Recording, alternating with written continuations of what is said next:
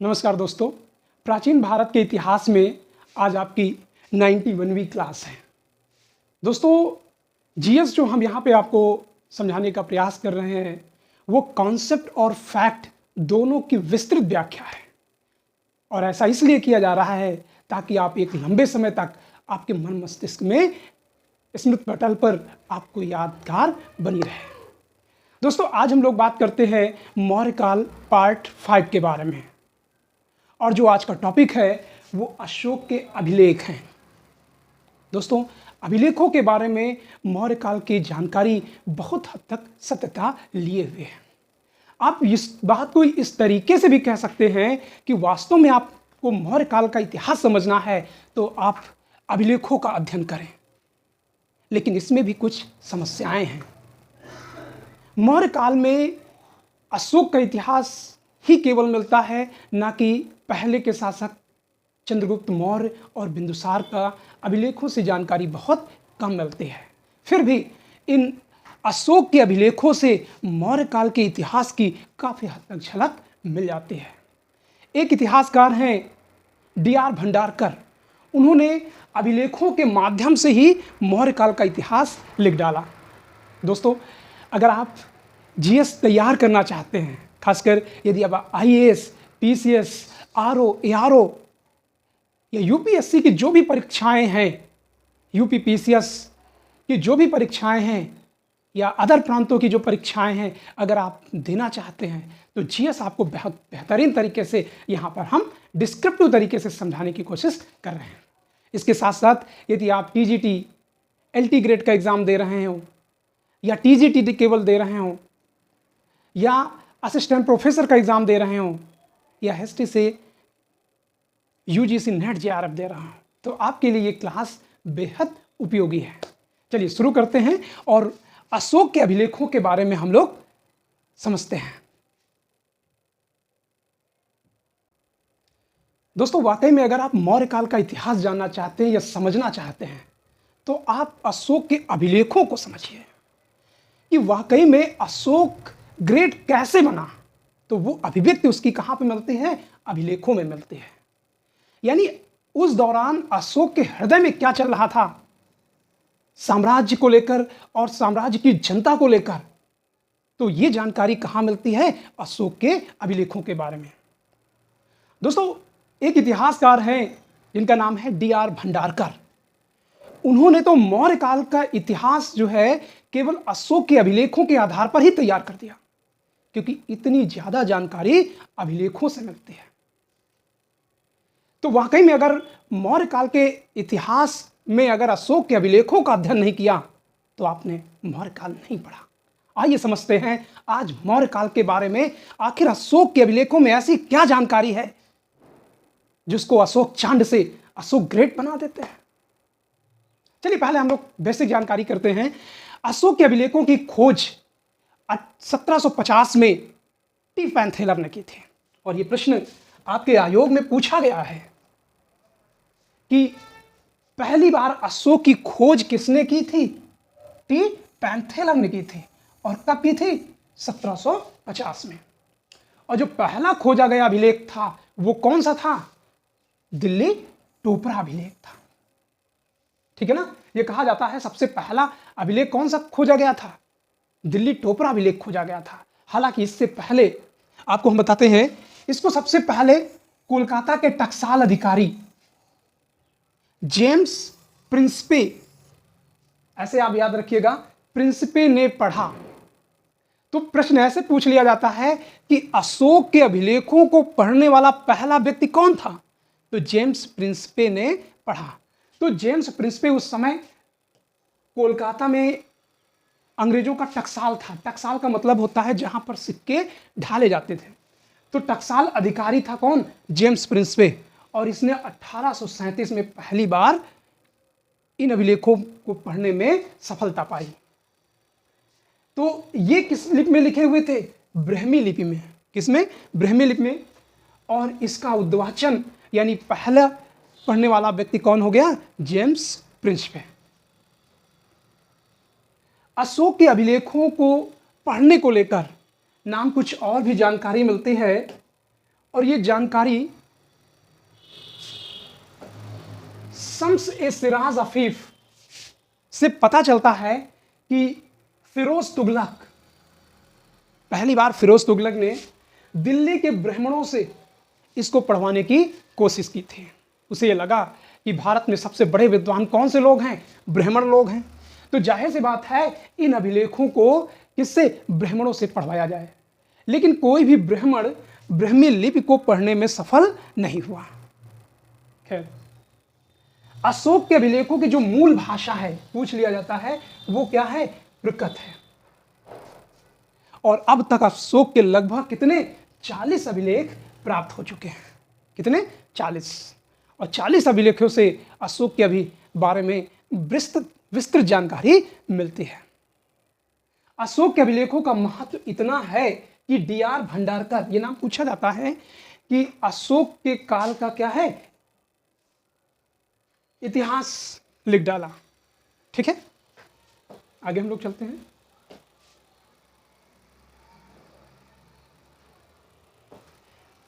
जब जेम्स प्रिंसपे ने इन अभिलेखों को पढ़ा तो उसमें एक उससे त्रुटि हो जाती है, और वो त्रुटि है कि इसमें एक नाम मिलता है देवानाम प्रिय। क्या नाम मिलता है? देवानाम प्रिय। जेम्स प्रिंसपे कहता है कि ये नाम श्रीलंका के राजा की है। तो पूछ लिया जाता है श्रीलंका का प्राचीन नाम क्या है? तो उस समय इसका प्राचीन नाम सीलोन मिलता है। क्या नाम मिलता है? सीलोन, या इसी को सिंघल द्वीप भी कह दिया जाता है। क्या कह दिया जाता है? सिंघल द्वीप। ठीक है ना? तो यहां पर जेम्स प्रिंसपे ने इन अभिलेखों को पढ़ा और उसमें जो नाम मिला देवानाम प्री, उसने कहा कि ये नाम श्रीलंका के राजा देवानाम प्री तिस्स की है, क्योंकि उस समय तिस्स के इतिहास के बारे में जानकारी हो गई थी। ठीक है ना? तो लेकिन जो सिंघल अनुश्रुतियां हैं, यानी जो सिंघल द्वीप यानी श्रीलंका की इतिहास जो लिखा मिलता है, उसमें देवानाम प्री शब्द की पहचान किससे की गई है? अशोक के लिए। तो ये कहा गया कि इन अभिलेखों में निश्चित रूप में देवानाम प्री किसकी है? अशोक के लिए प्रयुक्त हुआ है। और उसके बाद जब लगातार अभिलेखों पर अध्ययन चल रहा था, इसी दौरान 1915 में मास्की से, कहां पर? मास्की, कर्नाटक में पड़ेगा, अभिलेख से अशोक का नाम स्पष्ट रूप से मिल जाता है। तो ये निश्चित हो गया कि अशोक की जो उपाधि थी वो कौन सी थी? देवानाम प्रिय थे। अशोक के अगर अभिलेखों के बारे में कहा जाए, अध्ययन किया जाए, तो अशोक के जो अभिलेख हैं लगभग कितने हैं? 40 अभिलेख हैं। और 40 अभिलेखों में कैसे अध्ययन किया जाए, तो इसको लेकर कितने? 5 भागों में इन अभिलेखों को बांट दिया गया है। कौन कौन से हैं? पहला है दीर्घ शिलालेख। दीर्घ शिलालेख का मतलब है कि ये बहुत बड़े बड़े, दीर्घ मतलब होता है बड़े, ठीक है ना, यानी बहुत बड़े बड़े अभिलेख मिले हैं। और ये जो दीर्घ शिलालेख हैं, ये कहीं पहाड़ों पर या चट्टानों को काट कर, ठीक है ना, ऐसे करके लगभग 14 बातें लिख दी गई। कितनी बातें? 14। तो पहला हो गया दीर्घ शिलालेख, और जो दूसरा है वो कौन सा है? लघु शिलालेख। तीसरा है दीर्घ स्तंभ लेख, यानी ऐसे पत्थर कटवाए गए, उनकी डिजाइनिंग की गई और डिजाइनिंग के बाद उसमें क्या है? लेख लिखवाए गए, लघु स्तंभ लेख। और पांचवा है पृथक शिलालेख। तो वाकई में अशोक के इन 40 अभिलेखों का अध्ययन करना है तो आपको सबसे पहले इस तरीके से डिसाइड करना पड़ेगा कि दीर्घ शिलालेख, लघु शिलालेख, दीर्घ स्तंभ लेख, लघु स्तंभ लेख और पृथक शिलालेख। तो इन अभिलेखों के बारे में हम लोग एक एक करके अध्ययन करते हैं। तो सबसे पहले हम लोग बात करते हैं दीर्घ शिलालेख। किसके बारे में? दीर्घ का मतलब है, देखिए यहां पर दीघा लिखा हुआ है, दीर्घ शिलालेख, ठीक है ना। दीर्घ शिलालेख का मतलब होता है बड़े शिलालेख, ठीक है ना।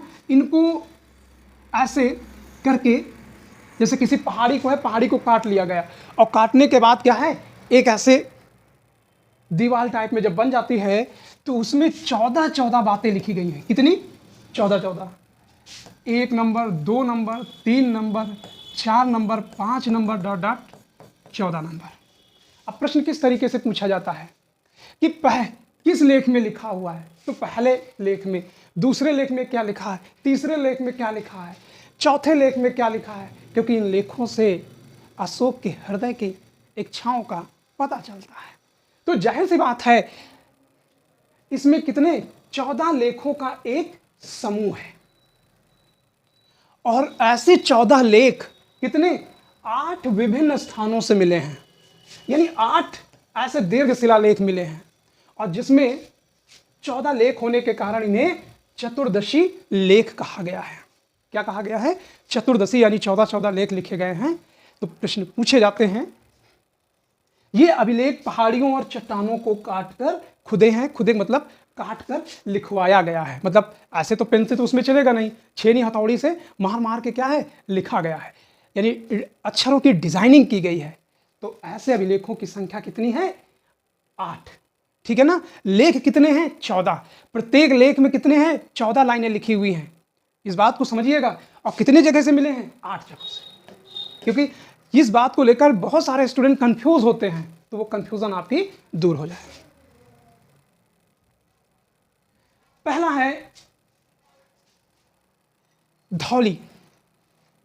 पूछ लिया जाता है धौली लेक कहाँ है, तो धौली जो है ये कहाँ पड़ेगा? उड़ीसा में। देखते हैं हम लोग, ये उड़ीसा के पुरी जिले में स्थित है।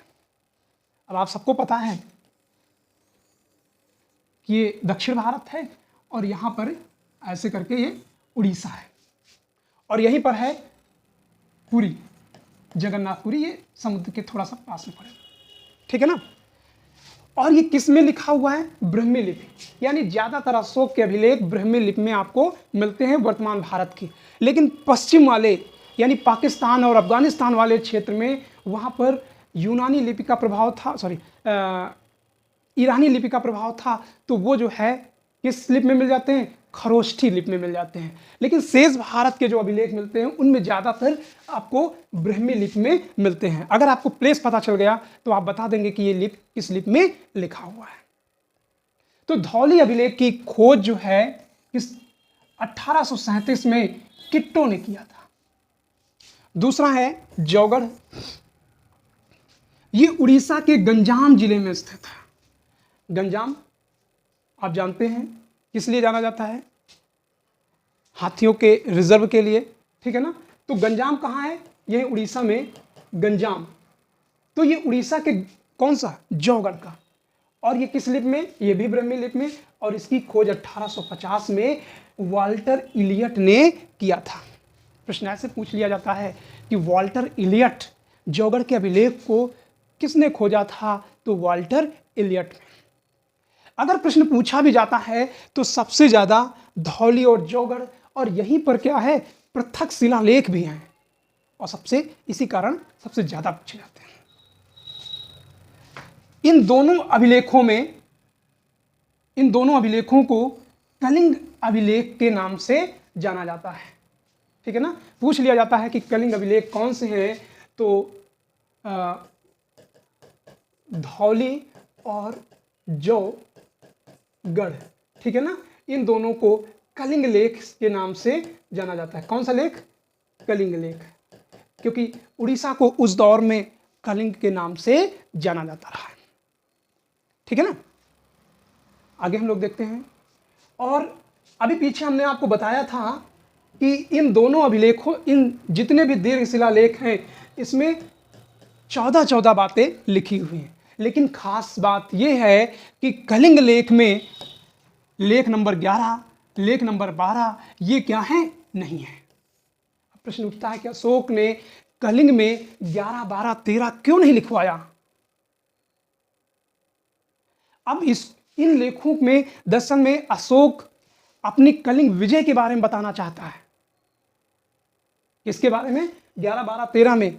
तो उड़ीसा के लोगों को यानी कलिंग के लोगों को अब अशोक दुख नहीं देना चाहता है, उनको याद नहीं दिलाना चाहता है कि हमने तुमको बम्पर पिटाई की थी। और इसी कारण इन 14 दीर्घ शिलालेखों में, दीर्घ लेखों में 11, 12 और 13 इन तीनों को क्या कर देता है? गैप कर देता है। किसमें? धौली और जौगढ़ में 11, 12, 13 नहीं पाए जाते। अब 11, 12 में अगर लास्ट तक आप देखेंगे तो पता चलेगा कि आखिर 11 में क्या लिखा है, 12 में क्या लिखा है, 13 में क्या लिखा हुआ है। फिर हम आपको बताएंगे वहीं पर कि देखिएगा इन्हीं लेखों को उड़ीसा यानी कलिंग के लोगों को अशोक नहीं याद दिलाना चाहता था। चलिए ठीक है, आगे हम देखते हैं। तीसरा है गिरनार। गिरनार कहाँ पड़ेगा?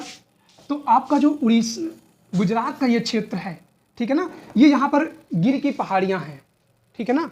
कौन सी पहाड़ियाँ? गिर। आपने पढ़ा होगा गिर नस्ल की गाय। कौन सी? गाय इस समय बहुत फेमस है, तो वो यहीं गिरनार पहाड़ी पर ही पाई जाती है। और गिर किसके लिए जाना जाता है? एशियाई शेरों के लिए भी जाना जाता है, एशियाई शेरों के लिए जाना जाता है। तो गिरनार कहाँ पड़ेगा? गुजरात के जूनागढ़ में है। कहाँ पर? जूनागढ़ वाला क्षेत्र है ये कौन सा है? जूनागढ़ है। और जूनागढ़ में पाई जाती है। और यहीं पर कौन सा है? गिरनार अभिलेख। तो ये गुजरात के जूनागढ़ में है, गिरनार पर्वत पर स्थित है। इसकी खोज 1822 में की गई। ठीक है, आगे हम लोग चलते हैं। अगला है कालसी। अब कालसी कहाँ है? आप ये उत्तराखंड जानते होंगे, ठीक है ना, उत्तर प्रदेश से लगा हुआ है। कौन सा? उत्तराखंड। तो कालसी कहां पर है? ओ सॉरी, कालसी तो उत्तराखंड में कौन सा पड़ेगा? कालसी पड़ेगा। और किस जिले में है? देहरादून जिले में है। इसकी खोज फॉरेस्ट, आप फॉरेस्ट कौन है? एक नाम है, अधिकारी का नाम है, ठीक है ना। फॉरेस्ट ने 1837 में किया था। उसके बाद अगला नाम आता है सोपारा। कौन सा? सोपारा। ये महाराष्ट्र के ठाणे जिले में है। अब आपको पता है कि महाराष्ट्र कहां पर पड़ेगा? तो आपका ये यहां पर महाराष्ट्र है, ठीक है ना, ये महाराष्ट्र है। तो महाराष्ट्र में जो सोपारा है वहां के ठाणे जिले, ठाणा जिला आपका यहां पर पड़ेगा। ये मुंबई है और ये ठाणे है। तो ठाणे जिले में इसकी खोज लाल इंडा जी ने किया था। किसने किया था? लाल इंडा जी ने 1899 में किया।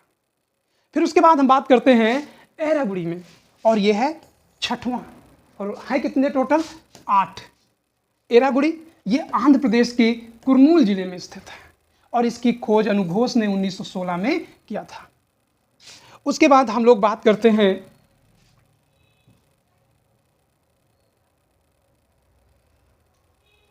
मानसेहरा, ठीक है ना। मानसेहरा, मानसेहरा कहां पड़ेगा? पाकिस्तान वाले इस क्षेत्र में। अब आप सबको पता है कि ये कश्मीर वाला क्षेत्र है, और ये पाकिस्तान वाला है, पाक, और ये अफगानिस्तान है, ठीक है ना। तो पाकिस्तान का जो हजारा जिला है, कौन सा?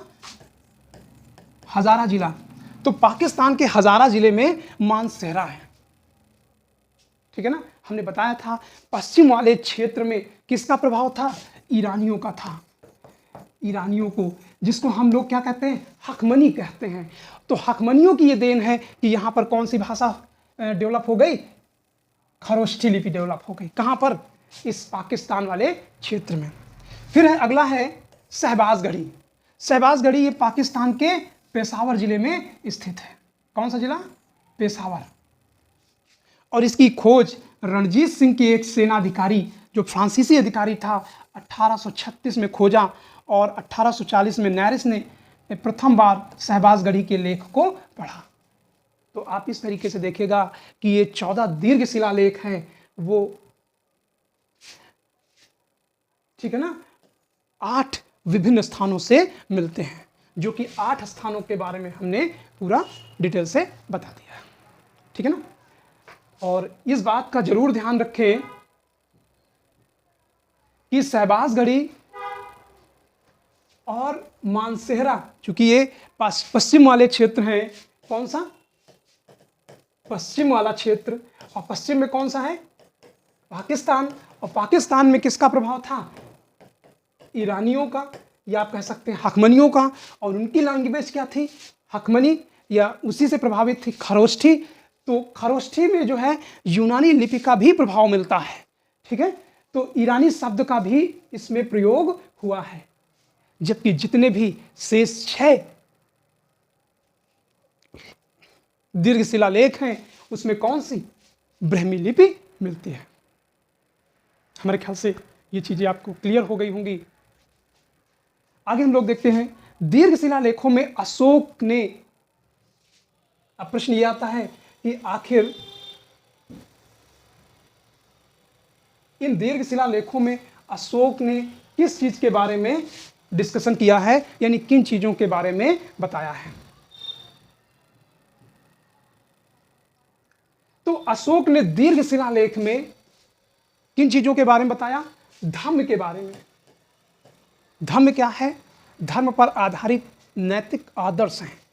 और क्या बताया है, तो ये धम्म होना चाहिए, ठीक है ना, धम्म और प्रशासनिक बातों को अशोक ने इन 14 दीर्घ शिलालेखों में लिखा है, और इसी के कारण इसे धम्म लिपि भी कहा जाता है, ठीक है ना। तो 14 जो लेख हैं, इसमें 14 जो लेख हैं, इसमें अशोक ने धम्म के बारे में बताया और प्रशासनिक बातों का उल्लेख किया है। दीर्घ शिलालेख 14 सूचनाएं मिलती हैं। कितनी मिलती हैं, 14।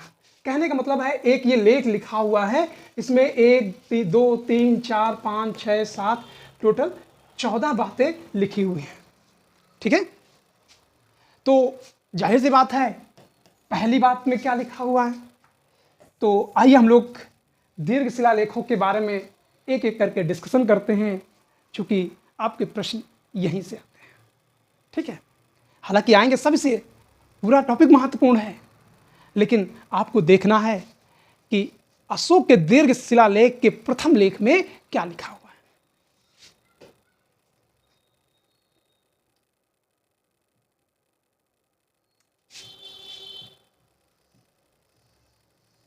तो प्रथम लेख में अशोक ने जीव हत्या निषेध के बारे में बताया है, यानी कि जीवों की हत्या ना किया जाए। अब आप तो ये कहोगे कि अशोक की पाकशाला, यानी जहां पर रसोई घर है, जिसको हम भोजनालय कहते हैं, वहां तो पशु मारे जाते हैं। तो इस संबंध में भी उसने अपनी सफाई दी है। अशोक क्या कहता है कि अशोक का प्रथम लेख क्या है, जीव हत्या निषेध पर आधारित है, यानी जीवों की हत्या ना की जाए। फिर अशोक कहता है कि मेरे राज्य में किसी को मारकर बलि ना दिया जाए। अब यहां पर अशोक ने बलि पर रोक लगा दी एक तरीके से, और आप सबको पता है कि इससे पहले पशुओं की बड़ी मात्रा में बलि दी जाती थी, और बड़ी मात्रा में बलि दी जाने के कारण, और बलि देने वाला कौन था, खासकर जानवरों की जो बलि दी जाती थी उसमें ब्राह्मण वर्ग था। और ब्राह्मण वर्ग का मानना था यदि पशुओं को काट कर हवन कुंड में डालते हैं तो ये जलेंगे, और जलेंगे तो कहां पहुंचेंगे, धुआं बनेंगे, और धुआं बन के कहां पर, अंतरिक्ष में यानी आकाश में पहुंचेंगे, आकाश में। और जब आकाश में पहुंचेंगे तो क्या होगा, ईश्वर को भोग लगेगा, क्योंकि उनका मानना था ईश्वर ऊपर है। और पहली ही लाइन में, यानी इन दीर्घ शिलालेखों में अशोक ने कह दिया कि मेरे राज्य में किसी को मारकर बलि ना दिया जाए। तो ब्राह्मण तो नाराज होंगे, ठीक है। खैर, पहले राजा की पाकशाला में प्रतिदिन जीव मांस के लिए मारे जाते थे, लेकिन अब इस लेख लिखे जाने के कारण सिर्फ 3 पशु प्रतिदिन मारे जाएंगे, जिनमें से 2 मोर होंगे और 1 मृग होगा। लेकिन हमेशा मारे नहीं जाएंगे। कहने का मतलब यह है कि पूरी तरीके से पशुओं की हत्या पर उसने प्रतिबंध लगा दिया, लेकिन एकाएक किसी चीज को परिवर्तित नहीं किया जा सकता है। उसने राजा ने अपनी पाकशाला का मतलब है रसोई घर, और इस कारण उसने शुरुआत में क्या किया, 2 मोर और 1 मृग की हत्या करने के लिए कहा कि इतना कर सकते हैं, लेकिन आने वाले समय में इनको भी मारा नहीं जाएगा।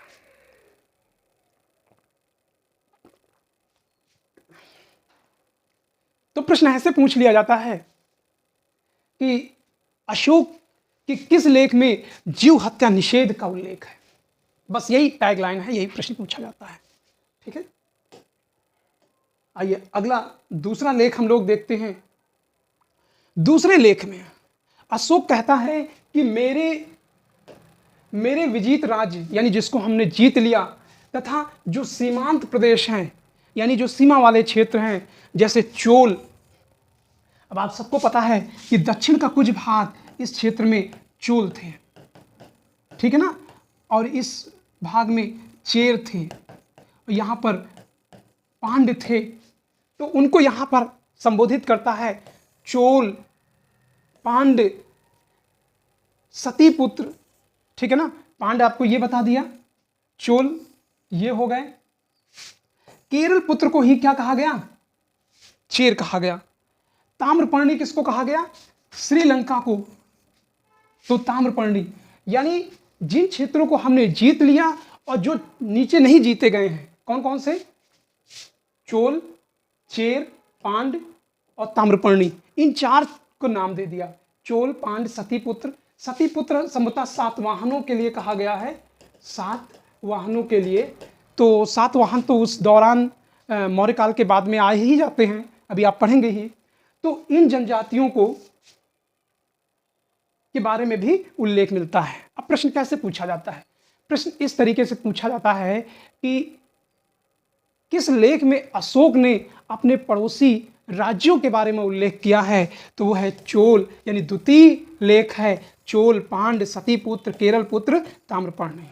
और उत्तर पश्चिम में एंटियोक या एंटियोकस, ठीक है ना। इन सभी जगह के लिए जितने भी पड़ोसी राज्य हैं, ठीक है ना, चोल, चेर, पांड्य या केरल पुत्र कह सकते हैं, सतीपुत्र, ताम्रपर्णी, और साथ में उत्तर पश्चिम के कुछ राज्यों के बारे में कहा गया है कि एंटियोकस जो उसके पड़ोसी राज्य हैं, यहां पर 2 तरीके की चिकित्सा की व्यवस्था की गई है। पहला मानव चिकित्सा की और दूसरा पशु चिकित्सा के। यानी इस धरती पर आप कह दें पहला ऐसा शासक था जिसने न केवल मानव की चिकित्सा के बारे में बात किया, बल्कि क्या किया, पशु के चिकित्सा के बारे में भी बात किया। यानी पशुधन की सुरक्षा की बात कर रहा है। यही जाहिर सी बात है, पशु मर जाएंगे तो खेतों की जुताई कैसे होगी, दूध का प्रोडक्ट कैसे मिलेगा, दूध कैसे प्राप्त होगा। तो अशोक ने मानव और पशु चिकित्सा पर क्या किया है, प्रबंध किया है। क्या किया है, प्रबंध किया है।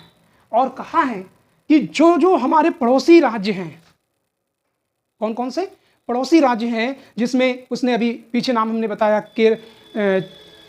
केरल पुत्र हो गया, चोल हो गया, पांड्य हो गया, ताम्रपर्णी हो गया, और जो विदेशों में है एंटियोकस पड़ोसी राज्य हैं, उन सभी जगह पर 2 चिकित्सा की व्यवस्था की जाए, एक मानव है और दूसरा पशु चिकित्सा है। जहां पर ये औषधियां हैं और जहां पर नहीं है तो वहां से उनको पहुंचाया जाए जहां पर है। ठीक है ना, कहने का मतलब यही है कि जहां पर औषधियां नहीं है, जहां पर हैं उनको वहां से ले जाके जहां पर नहीं है वहां पर पहुंचाया जाए।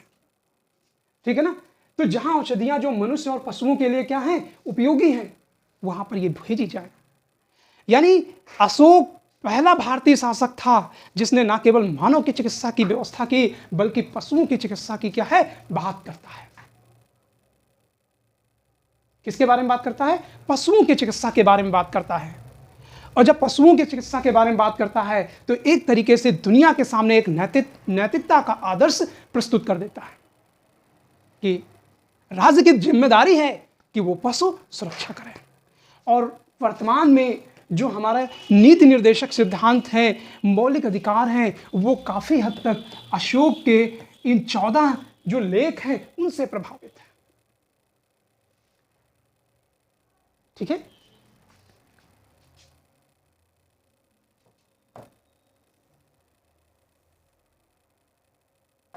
यानी पशुओं की चिकित्सा का ध्यान रखकर राज्य के नैतिक आदर्श को दुनिया के सामने रखा और ये बताने का प्रयास किया मनुष्य और पशु की सुरक्षा करना राज्य का दायित्व।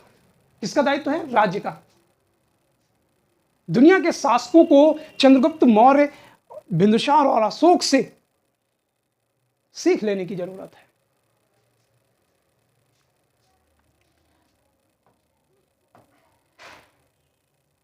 तृतीय लेख के बारे में बताते हैं।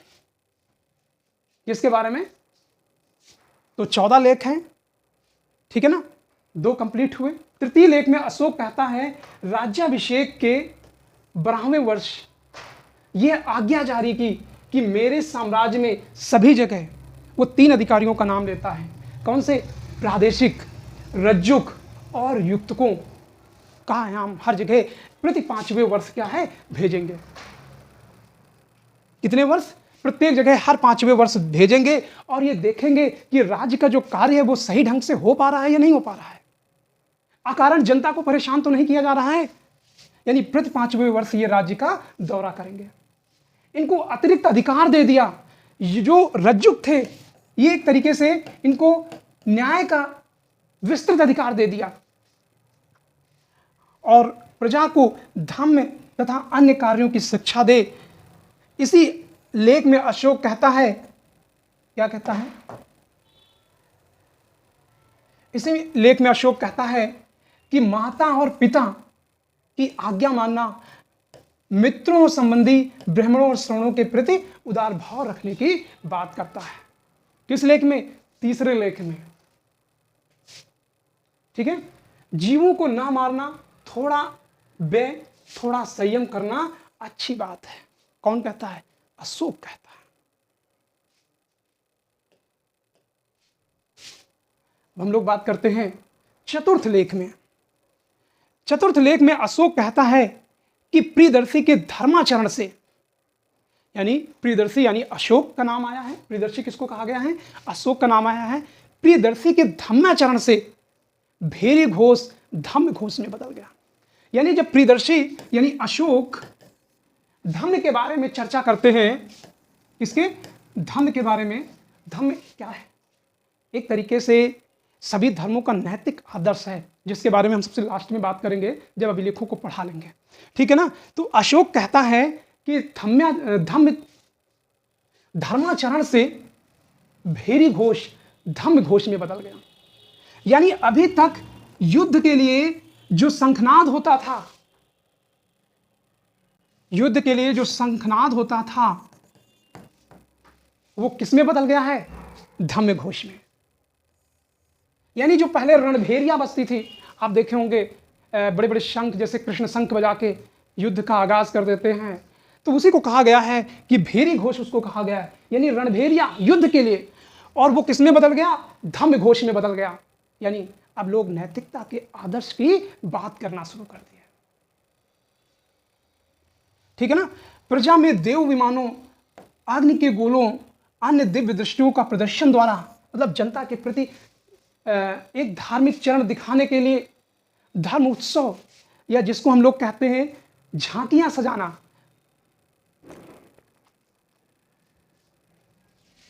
क्या करना? झांकियां निकाली जाने लगी। और इस कार्य से इतनी निष्ठा बढ़ गई कि जितना कई वर्षों तक धर्म के प्रति लोगों का आगाज नहीं था। एक बार फिर देखिएगा, प्रियदर्शी अशोक के धर्माचरण से, यानी धर्म के चर्चा से, जो अभी तक युद्ध की रणभेरिया बजती थी, वो लोग धर्म के नैतिक आदर्शों पर चलने शुरू कर दिए।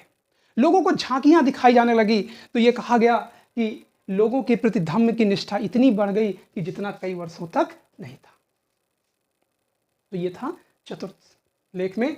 आइए आगे हम लोग बात करते हैं 5वें लेख के बारे में। अशोक कहता है, मैं अपने राज्याभिषेक के 13वें वर्ष धम्म महामात्र नामक अधिकारी की नियुक्ति के।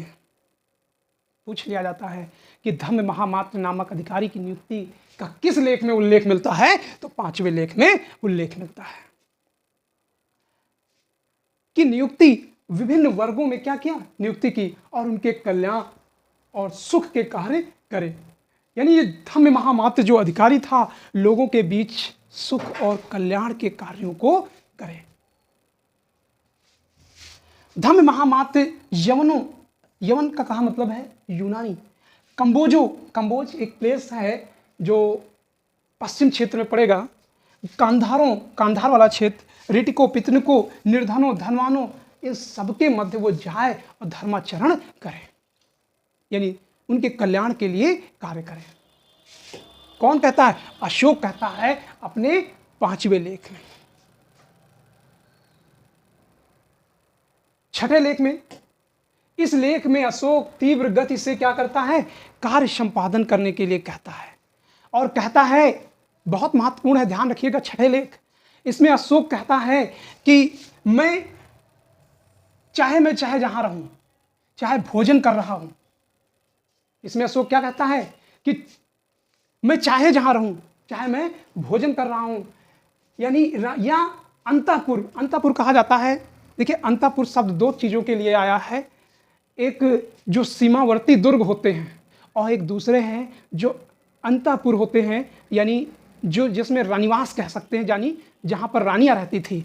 तो अशोक कहता है कि चाहे मैं भोजन कर रहा हूं, चाहे रानियों के महल में रहूं, या शयन कक्ष में यानी आराम कर रहा हूं, या मैं चाहे सवारी कर रहा हूं, या उद्यान में रहा हूं, हमारे प्रतिवेदक यानी हमारे जो गुप्तचर हैं, वो हर समय इन सब की जानकारी हमें प्रदान करें। कौन की? पूरे साम्राज्य की जानकारी हमको प्रदान करें। मैं कहीं भी रहूं, ये गुप्तचर को एक तरीके से प्रतिवेदक कह के संबोधित किया गया है। क्या कहा गया है? प्रतिवेदक। तो प्रतिवेदकों को यह कहा गया कि मैं कहीं भी रहूं, हमारे गुप्तचर हर समय हमको क्या करें? हमारे राज्य के हाल से सूचित करें कि क्या राज्य में क्या हो रहा है। यानी चाहे मैं उद्यान में रहूं, हमारे प्रतिवेदक यानी गुप्तचर, रिपोर्टर प्रजा के हर जगह हाल से हमको परिचित कराएं। आगे क्या कहता है अशोक? अशोक कहता है कि मैं प्रजा का कार्य हर जगह करता हूं। ठीक है? अशोक कहता है कि सारे संसार का कल्याण करने से बढ़कर कोई कार्य दुनिया में हमारे लिए नहीं है। और आगे कहता है कि प्राणियों के सुख के लिए मैं प्रयास करता हूं कि ताकि उनको स्वर्ग में भी क्या है? सुख मिले। ये कौन कहता है? अशोक कहता है कि मैं इस लोक में भी उनके कल्याण के लिए काम कर रहा हूं ताकि परलोक में भी वो क्या है? सुख प्राप्त कर सके। ये कहता है अशोक अपने किस लेख में? 6ठवें लेख में। बताइए, इतने गुण विषय हैं, क्यों ना पूछा जाए प्रश्न। आइए अगला लेख हम लोग देखते हैं, 7वां लेख। 7वें लेख में अशोक कहता है कि सभी संप्रदायों के लोग सभी जगह निवास करें। ठीक है ना? किसी लिए कोई क्षेत्र रिजर्व नहीं है। नहीं कहो कि नहीं यहां पर केवल ब्राह्मण रहेंगे, यहां पर क्षत्रिय रहेंगे, यहां पर वैश्य रहेंगे। तो सभी संप्रदायों के लोगों को, आजीवक संप्रदाय हो गए, ब्राह्मण संप्रदाय हो गया, ठीक है, वैष्णव संप्रदाय हो गया, तो ऐसी कोई कैटेगराइज यहां पर ना किया जाए। ठीक है ना? सब संयम एवं आत्मशुद्धि चाहते। 8वें लेख में बहुत कम पूछा जाता है, लेकिन फिर भी महत्वपूर्ण है, अशोक के अभिलेख। इसमें अशोक कहता है, कौन से? 8वें लेख में अशोक कहता है कि मैं अपने राज्याभिषेक के 10वें वर्ष कहां गया? बोध गया की यात्रा की। तो सबसे पहली यात्रा अशोक की कहां गई थी? धम्म यात्रा, बोध गया, यानी जहां पर महात्मा बुद्ध को ज्ञान प्राप्त हुआ था। तो पहली यात्रा कहां की थी? बोध गया की। और इसमें ये अशोक ये कहता है कि उसने 256 रातें, अशोक ने कुल 256 रातें खुले आसमान के नीचे बिताया। क्यों बिताया? ताकि उसकी जनता चैन से सोच सके, जनता के सुख दुख से वो सीधा पता लगा सके। रात में भेष बदल के राजा घूम रहे हैं। तो ये कार्य उसने जानकारी किसमें दी? 8वें लेख में।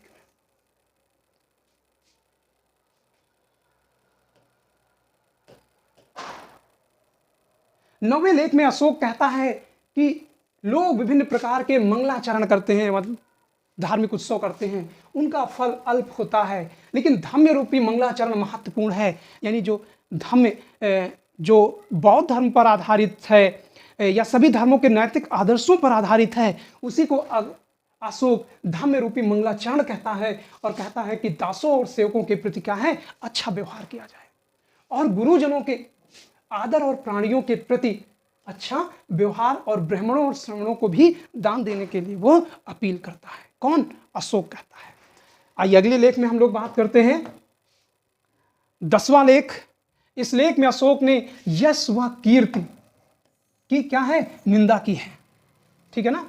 जो अपनी आपके वीर साहस योद्धा के रूप में प्रदर्शित करने की कोशिश करते हैं, अशोक ने उसकी क्या कर दी? निंदा कर दी, और उसकी जगह पे क्या लेके आए? धम्म नीति की श्रेष्ठता पर विचार किया। धम्म नीति क्या है?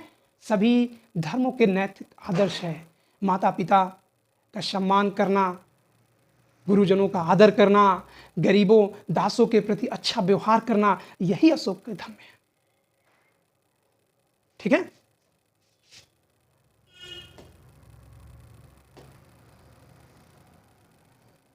अब हम लोग बात करते हैं 11वें लेख। अशोक का 11वां लेख क्या कहता है? अशोक का 11वां लेख ये कहता है कि धम्म जैसा कोई दान नहीं है, धम्म जैसी कोई वस्तु नहीं है। क्या कहता है? धम्म जैसी कोई दान नहीं है, धम्म जैसी कोई वस्तु नहीं है, और धम्म का कोई बंटवारा नहीं कर सकता है। यानी नैतिक आदर्शों के बंटवारा कैसे किया जा सकता है?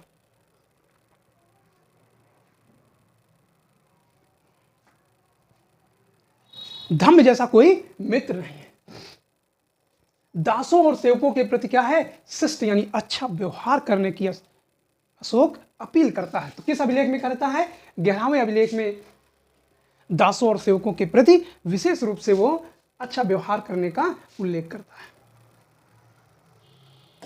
12वां लेख, इसमें अशोक कहता है कि सभी संप्रदायों के सार में क्या हो? वृद्धि हो। वो किसी एक संप्रदाय का उल्लेख नहीं करता है कि बौद्धिस्ट हो, वो सभी संप्रदायों के सार में क्या करता है? वृद्धि की बात करता है, और अपने संप्रदाय की प्रशंसा और दूसरे की निंदा ना करें कि हाँ हमारा बौद्ध धर्म बहुत अच्छा है, हमारा ब्राह्मण धर्म बहुत अच्छा है, हमारा जैन धर्म बहुत अच्छा है, ऐसा ना करें। ठीक है ना? आप अपने संप्रदाय की प्रशंसा कर सकते हो, लेकिन दूसरे की निंदा क्यों करते हो? धम्म महामात्य, स्त्री महामात्य। देखिएगा, पहली बार अशोक के अभिलेखों में स्त्री महामात्य आता है। क्या नाम आता है? स्त्री महामात्य। और इसीलिए पूछा जाता है कि स्त्री महामात्य का लेख किसमें आता है? तो वो है 12वें लेख में। इसमें ब्रजभूमि प्रचार में व्यस्त हैं। ब्रजभूमि मतलब जो चरवाहे कह सकते हैं, वो सब क्या है? प्रचार में व्यस्त हैं। इसी लेख में अशोक कहता है कि देवानाम प्रिय राजा प्रियदर्शी सभी धर्मों का सम्मान करता है। मतलब किसी ऐसे धर्म का अपमान अशोक नहीं करता है। तो पीछे हमने आपको बताया था कि 11वां अभिलेख कौन सा? 11, 12, 13, इन तीनों अभिलेखों को कलिंग अभिलेख से गैप कर दिया जाता है। किस अभिलेख से? कलिंग अभिलेख से। अब गैप क्यों कर दिया जाता है? 11वें को एक बार फिर से देखिएगा। धम्म जैसे कोई दान नहीं है। अच्छा, अगर अशोक इस लेख को कलिंग में लिखवाता तो वहां के लोग क्या कहते हैं? अच्छा, 1.5 लाख लोगों को मारा, देश निकाला, जेल में डाला, और ऊपर से धम्म जैसी नौटंकी कर रहे हो। तो इस लेख को 11वें लेख को अशोक ने वहां पर नहीं लिखवाया। ठीक है ना? कि यानी दासों और सेवकों के प्रति जो अच्छा व्यवहार करने की बात करते हैं, इस लेख को वहां पर अशोक ने क्या किया? नहीं लिखवाया। इसी तरीके से कलिंग अभिलेख में हमने बताया कि 11, 12 और 13 नहीं है, तो 11 तो खत्म, 12 के बारे में देखते हैं। इसमें अशोक कहता है कि सभी संप्रदायों के सार में वृद्धि हो। अच्छा, तो कलिंग वालों को क्यों पीटा? कलिंग वाले कहेंगे कि नहीं कहेंगे? तो इसीलिए कलिंग लेख में 12वां लेख नहीं रखा गया, और कहा कि अपने संप्रदाय की प्रशंसा, दूसरे की निंदा नहीं करें। स्त्री महामात्र के बारे में, प्रियदर्शी सभी धर्मों का सम्मान करता है। अशोक जानता है कि ऐसे लेख कलिंग के लिए उपदेश देना अच्छा नहीं है, क्योंकि हमने कलिंग में बहुत पिटाई की, लोगों को बहुत मारा। ऐसी अवस्था में 12वां अभिलेख वहां पर उचित नहीं है। 13वां देखते हैं हम लोग। 13वां एक ऐसा अभिलेख है जो बहुत ज्यादा पूछा जाता रहा है, ठीक है ना। तो 13वें शिलालेख में है ऐसा क्या? तो इसी में अशोक कहता है, क्या कहता है कि हाँ, सबसे पहली बात ये सबसे बड़ा लेख है, कौन सा? 13वां है। इसमें अशोक कहता है कि राज्याभिषेक के 8वें वर्ष हमने कलिंग के 1 लाख व्यक्ति मारे, यानी कलिंग के लोगों को याद नहीं दिलाना चाहता, इसीलिए 13वां वहां पर गैप कर दिया है। जबकि पूरे भारत में जो 8 स्थान मिले हैं सब में लिखवाया है, लेकिन कलिंग वाले से 13वां गैप कर दिया है कि कलिंग के लोगों को बताना नहीं चाहता कि हाँ हमने इतना मारा है। इस युद्ध में 1.5 लाख व्यक्ति को देश से निकाल दिया गया और कई गुना लोग बर्बाद हो गए। तो ऐसे उपदेश वहां देना उचित नहीं है, इसीलिए कलिंग लेख में 13वां क्या कर दिया गया? हटा दिया गया। तो जब 11, 12, 13 हटा दिए गए तो आखिर वहां पर लाया क्या गया? तो यहां पर लाया गया पृथक शिलालेख। तो यहां पर 2 पृथक शिलालेख हैं, एक प्रथम है और दूसरा है द्वितीय शिलालेख। तो प्रथम पृथक शिलालेख और द्वितीय पृथक शिलालेख, यानी कलिंग लेखों से 11, 12, 13 हटा के उसकी जगह पे प्रथम पृथक शिलालेख और द्वितीय पृथक शिलालेख अशोक ने लगवाया। अब 13वें लेख में और क्या कहता है यह भी जाना बहुत जरूरी है। इसमें अशोक कहता है कि जंगली जनजातियों को संतुष्ट रखते हुए चेतावनी देता है कि पश्चाताप के बावजूद भी उसमें शक्ति है, यानी वो दुनिया को ये बताना चाहता है कि ये मत समझिएगा कि सम्राट ने तलवार रख दी है तो उसमें शक्ति कमजोर हो गई है, ठीक है ना। तो पश्चाताप के भी बावजूद उसमें क्या है? शक्ति है। अशोक धम्म विजय को प्रमुख विजय मानता है और यह विजय उसने राज्य तथा सीमांत प्रदेशों के 600 योजन तक प्राप्त किया है, यानी दूर दूर तक 600 योजन लगभग 1500 किलोमीटर के आसपास पड़ेगा। ये अंत्योक नाम का यवन राजा राज्य करता है, यानी यहां बहुत दूर दूर तक हमारा वर्चस्व है। अब पूछ लिया जाता है कि पड़ोसी देशों का नाम किसमें मिलता है? तो पड़ोसी देशों का ध्यान रखिएगा 13वें में मिलता है, जबकि देश के अंदर पड़ोसी राज्यों का उल्लेख दूसरे में मिलता है। तो यहां पर क्या क्या मिलता है ये ध्यान दीजिएगा। इसके अतिरिक्त इसने 4 अन्य दक्षिणी राज्यों के बारे में बताया। कौन कौन से? चोल, पांड, केरल पुत्र, सती पुत्र। अब आपको ये पता है कि ये केरल पुत्र हो गए और ये चोल हो गए, ये पांड हो गए और ये सातवाहन हो गए, ठीक है ना। तो इस तरीके से इनको भी वो क्या है? हिदायत देता है कि आप ये मत समझिएगा कि हम कमजोर हो गए हैं। इसके साथ साथ ताम्रपर्णी श्रीलंका के लिए कहा गया है, इन पर विजय प्राप्त की, यानी ये पहले जब दूसरे शिलालेख लिखा गया था तब वहां पर इन पर विजय की बात नहीं कही गई है, लेकिन 13वें शिलालेख में इन सबकी विजय की बात कही गई और कहा अपने राज्य में यवनों, कंबोजों, पृथ्वी अंध परिंदों की जगह प्रियदर्शी धर्म लोगों का पालन करें। खास बात और है इसमें 13वें दीर्घ शिलालेख में 5 यूनानी राजाओं का उल्लेख मिलता है और ये प्रश्न आपका पूछा जाता है कि वो 5 यूनानी राजा कौन से थे? तो जिनमें से पहला है अंत्योकस, तीसरा है टॉलमी, तीसरा है एंटीगोनस, चौथा है मगस एवं अलेक्जेंडर। तो इस तरीके से जो 13वें शिलालेख है उसमें 5 यूनानी राजाओं के नाम भी क्या है? मिलते हैं। तो पूछा जाता है, तो द्वितीय जो लेख है उसमें 3 पड़ोसी राज्यों के बारे में उल्लेख है, केरल, पांड्य, सतीपुत्र, सातवाहन जिसको कहा जाता है, और चोल, ताम्रपर्णी। लेकिन यहां पर यूनानी राज्य किसमें है? 13वें लेख में। अब अंतिम लेख है, अंतिम लेख है 14वां लेख, और इसमें अशोक कहता है कि धम्म लेख कहानी संक्षेप में, कहीं मध्यम में, कहीं विस्तृत रूप में लिखाया गया है। ठीक है ना, कहीं शॉर्ट में हो गया, कहीं मध्यम में, कहीं विस्तार से हमने बात लिखा है। कुछ बातें मधुरता होने के कारण दोहरा दी गई हैं और कुछ लेखों में लापरवाही, लिपिक की जो लापरवाही के कारण दोषपूर्ण रह गया। एक तरीके से अशोक अफसोस जाहिर करता है किसमें, 14वें लेख में। तो इस तरीके से अशोक के जो 14 दीर्घ शिलालेख थे वो कंप्लीट होते हैं। लेकिन आपको हमने बताया दोस्तों, अगर आप पहली बार आए हैं तो चैनल को सब्सक्राइब जरूर करिए और विस्तार से जीएस समझिए। ठीक है ना। तो जो 14 लेख हैं उनमें 11, 12 और 13 नहीं लिखवाया गया है। और जब ये 3 लेख नहीं है तो उसकी जगह पे अशोक ने क्या किया, पृथक शिलालेख लिखवाया, जिसको प्रथम पृथक शिलालेख और द्वितीय पृथक शिलालेख कहते हैं। तो इसी वक्त इसको भी कंप्लीट कर देते हैं।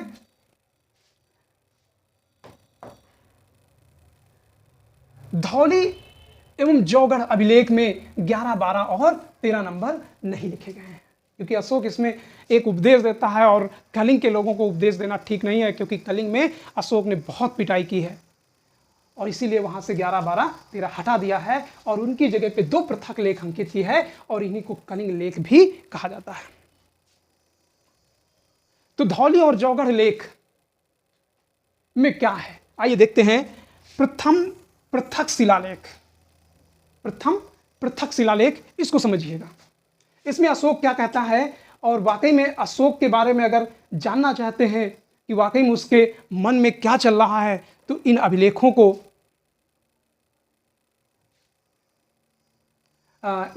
को इतिहास चल रही है, इन अभिलेखों को जरूर आप पढ़ें, तो वाकई में आपको अशोक के बारे में पता चल जाएगा कि अशोक ने इन लेखों में क्या बताया है। तो पहला है प्रथम प्रथालेख। कौन सा है? प्रथम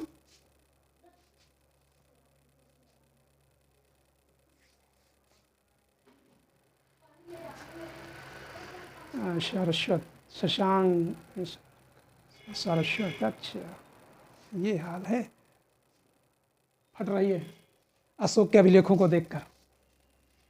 इनमें अशोक तोशाली के समीप महामात्यों और नगर के न्यायाधीशों को के लिए निर्देश देता है। क्या देता है? निर्देश देता है। ठीक है ना। इसमें अशोक कहता है कि मनुष्य सब मेरी, यानी सब मनुष्य क्या है? मेरी संतान है। अशोक क्या कहता है? सब मनुष्य मेरी संतान है। जिस तरह मैं चाहता हूं कि मेरी संतान इस लोक में और परलोक दोनों जगह सुख प्राप्त करे। ठीक है ना। क्या कहता है? जैसे इस लोक में और परलोक दोनों जगह सुख प्राप्त करे, उसी तरह मेरी संतान जैसे सारे मनुष्य इसे प्राप्त करें। अब देखिएगा, एक चीज ध्यान देने की जरूरत है। अगर एक राजा प्रजा को अपनी संतान कह के संबोधित करता है, क्या कहता है? संतान संबोधित करके कहता है, तो निश्चित रूप में एक राजा के दायित्व तो क्या है? बढ़ जाते हैं। इसका मतलब है राजा यानी अशोक संपूर्ण प्रजा को अपनी संतान की तरह क्या है? संबोधित करना चाहता है। तो अशोक का जो प्रथम पृथक लेख है ये बहुत महत्वपूर्ण है और सबसे ज्यादा अभिलेखों में अगर कोई कुछ पूछा जाता है तो प्रथम पृथक शिलालेख के बारे में पूछा जाता है। और इसी में अशोक क्या कहता है कि नगर के न्यायाधीश हमेशा सावधान रहें। क्या है? नगर के न्यायाधीश हमेशा सावधान रहें, मनुष्य को अकारण कैद या यातना ना दी जाए। ठीक है ना। तो एक तरीके से वो न्यायाधीशों को भी सावधान करने की कोशिश करता है कि लोगों को अकारण कैद ना दिया जाए, यातना ना दिया जाए। और इस उद्देश्य से प्रति 5वें वर्ष एक विशिष्ट अधिकारी हम भेजेंगे और ये देखेगा कि मेरे आदेश का पालन किया जा रहा है या नहीं। अब खास बात यह है कि आपको पता है कि उज्जैन का तो ये पहले गवर्नर था और तक्षशिला में विद्रोह हुआ था 2 बार।